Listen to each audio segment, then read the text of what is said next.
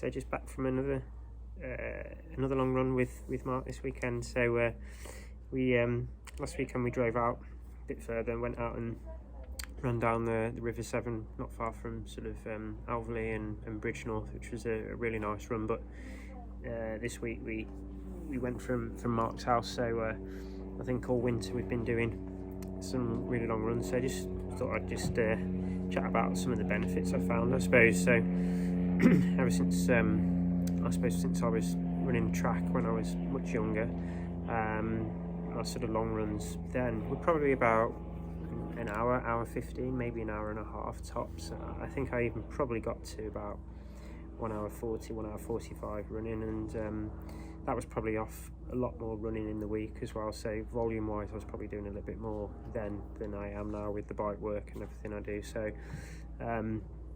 but to be fair, or to be honest, this winter we've really increased our sort of long runs.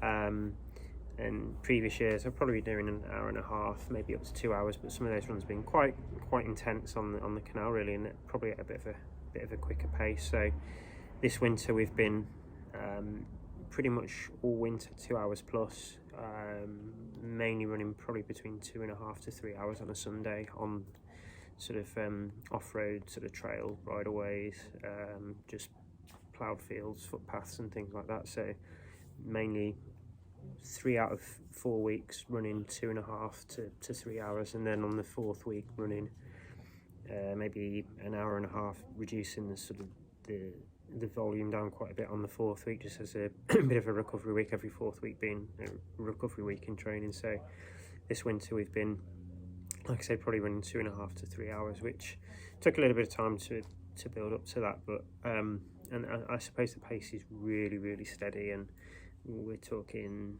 9-10 minute miling. But to be fair, the trails that we run are pretty brutal. So you are talking real sort of inclines and quite twisty, windy trails, fields with thick grass and so forth. So to be honest, yeah, it's lots of styes to jump over and things like that. But the benefit of it has been, I think, really shown this year in sort of the racing and the strength that I've been getting. I mean, running, I suppose running the first hour and a half isn't too bad, to be fair, but then when you sort of get to that 2 hour mark, it can start to really you can feel it in your core, in your legs, and things. And yeah, we've come back from a couple of the runs feeling pretty tired, but because you're running at quite a low intensity, and I think it's been really beneficial in terms of the strength and the conditioning that I've got from it.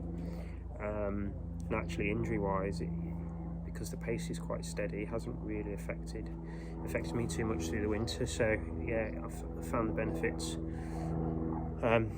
really good. And I think just the fact that we've been out exploring new trails as well has been quite exciting, especially through lockdown with not many races, especially over the winter.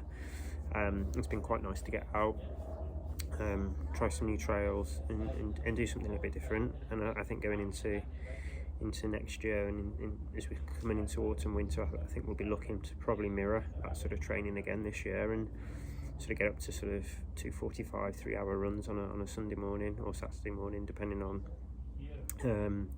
sort of diaries and things like that. But yeah, I highly recommend getting out and doing these. It takes a little while to build up, but like I said, I've been used to running hour and a half, hour and 45, and yeah, this winter we've just really sort of gone that a little bit sort of further with some of these long runs. And I think pretty much all winter we've been doing those sort of long runs from maybe last September, October, all the way through. And today we've just been on another sort of long run today, which is probably more like 2.5, just over 2.5 hours I think the run was today.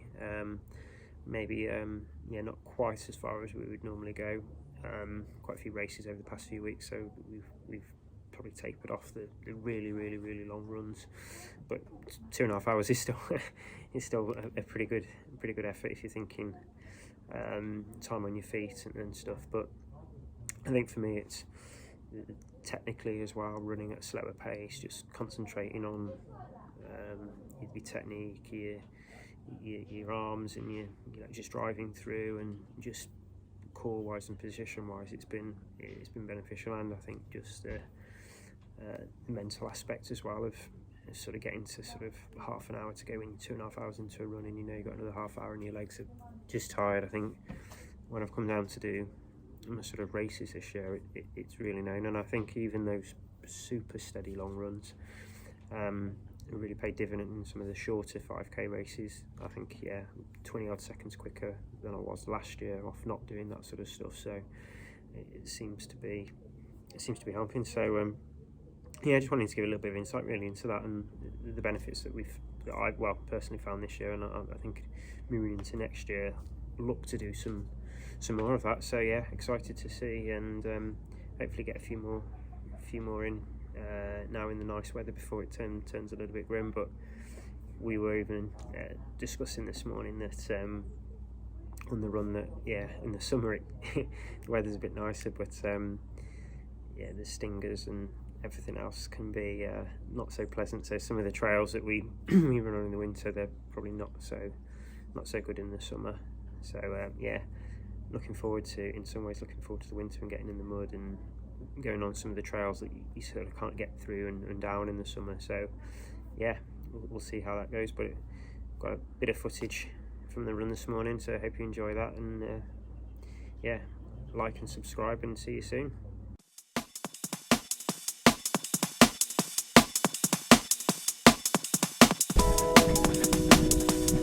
If you build it, he will come.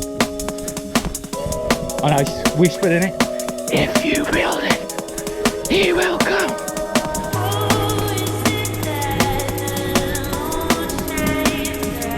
I know.